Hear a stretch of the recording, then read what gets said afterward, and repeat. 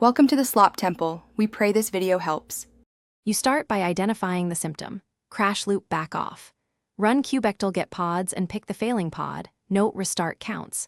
Then, describe the pod to see events, probe failures, and image tags.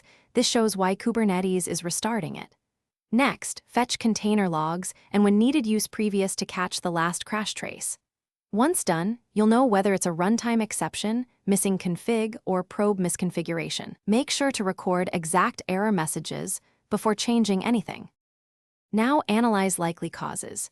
You should inspect health probes. Wrong endpoints or tight timeouts cause restarts, so loosen timeouts or correct paths. Next, validate config. Missing environment variables, bad secrets, or empty volume mounts often crash apps. Ensure file permissions and correct keys. Also confirm the container image and entry point are right. Run the image locally to reproduce the failure. Once you reproduce it, you'll know whether to change probe settings, patch config, or rebuild the image. Finish by applying the corrective action.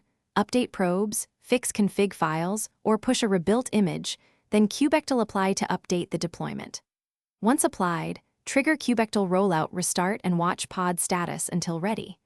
Make sure to verify logs and metrics to confirm the root cause is resolved. If the pod still crashes, scale to 0 then 1 or delete the pod to force recreation and capture fresh logs. This is your key troubleshooting tip. When prior steps don't expose the underlying error. Thanks for watching.